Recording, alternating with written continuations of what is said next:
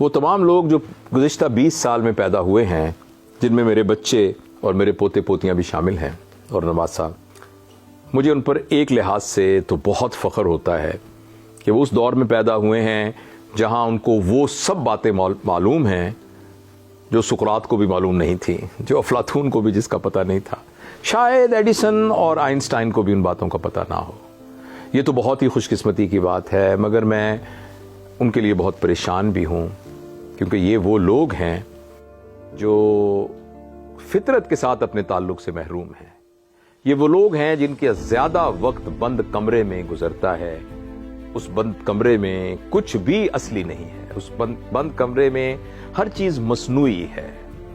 وہاں دن چڑھانے کے لیے جو سورج ہے وہ بھی بلبی کمکموں کی شکل کے اندر ہے۔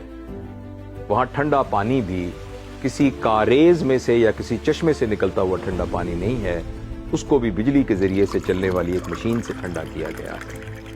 اور جب گرمی لگتی ہے تو سمندر کی طرف سے آنے والی ہوا تمام جراثیموں کو اڑاتی ہوئی ان کے جسم کو چھو کر نہیں جاتی، بلکہ ایک مشین سے نکلتی ہوئی ہوا ہے جو کہ اندر کی آلودہ ہوا کو ہی ٹھنڈا کر کر دوبارہ بھیج دیتی ہے۔ پھر جب ان کو بھوک لگتی ہے تو وہ پتھر مار کر ایک درخت پر سے بیر نیچے گرا کر دھو کر نہیں کھاتے، وہ ایک کھیت میں سے گنا توڑ کے اپنے مضبوط دانتوں سے چھیل کے اس کو نہیں چوستے۔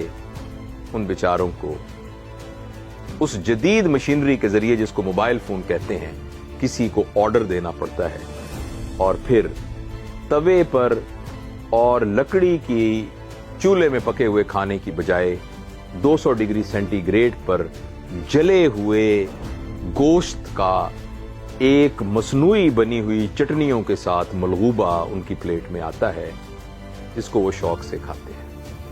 وہ شام کو جب ہوا چلنی شروع ہوتی ہے تو وہ بیچارے گھر کی چھت پر چھڑکاؤ کر کے ایک پنکھا لگا کر وہاں سونے کی بجائے ساری رات جاگتے رہتے ہیں۔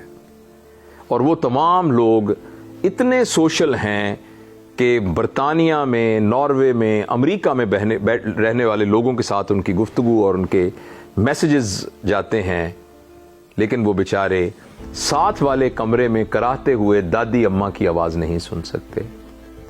وہ اتنے سوشل ہیں کہ وہ پوری دنیا سے تعلق رکھتے ہیں، مگر ان کا یہ سوشل ہونا ان کو کھانے کی میز پر اکٹھا نہیں کر سکتا۔ یہ بہت بڑی بدقسمتی ہے۔ سائنس نے ایک اسٹڈی کی ہے جس کے مطابق آپ کا گھر جتنا بھی شاندار اور ماڈرن ہو، اس کے اندر کی فضا ہمیشہ باہر کی فضا سے 20 گنا زیادہ آلودہ ہوتی ہے۔ اس آلودہ فضا میں جب آج کا جدید انسان سانس لیتا ہے تو وہ سانس بھی آدھا سانس ہوتا ہے، جو اس کے پھیپھڑوں میں سے ہوا کو صحیح طریقے سے نہ پہنچا سکتا ہے نہ یہ وہاں سے نکال سکتا ہے۔ اور پھر جب وہ اس سارے پریشر میں تھک جاتا ہے تو پھر وہ سکون حاصل کرنے کے لیے پہاڑوں اور صحراؤں میں جانے کی بجائے ایک چھوٹی سی شیشی، ایک کاغذ کا ٹکڑا جس کے اندر لپٹے ہوئے کچھ منشیات، ان کا سہارا لینا شروع کر دیتا ہے۔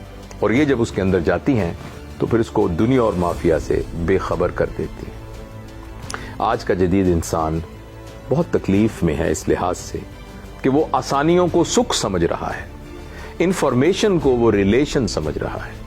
ایک بہت بڑی اسٹڈی امریکہ میں ہوئی جس کو اسٹینفورڈ اسٹڈی کہتے ہیں، وہ اسٹڈی ابھی بھی جاری ہے، جس میں وہ تمام لوگ جو اسٹینفورڈ یونیورسٹی سے پڑھے تھے، اس میں ایسے لوگ بھی تھے جن میں امریکہ کے صدر بنے، آسٹروناٹس بنے، ایسے لوگ بھی بنے جنہوں نے خودکشیاں کی، ایسے لوگ بھی تھے جنہوں نے لوگوں کو قتل کیا، ایسے تھے جو مذہبی رہنما بنے۔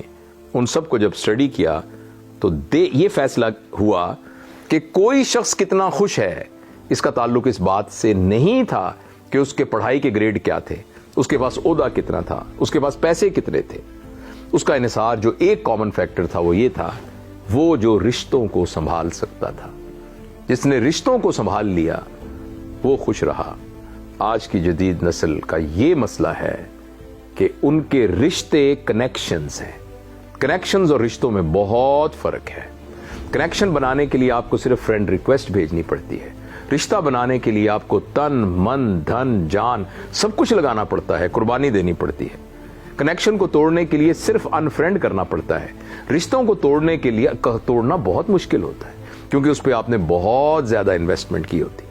اس لیے میرے پیارے بچوں، میں آپ سے گزارش کرنا چاہتا ہوں کہ اس جدید دور کی آسانیوں سے فائدہ اٹھائیے، لیکن یاد رکھیے اگر آپ نے فطرت کے ساتھ اور رشتوں کے ساتھ اپنا تعلق منقطع کر دیا تو آپ بہت دکھ میں رہیں گے.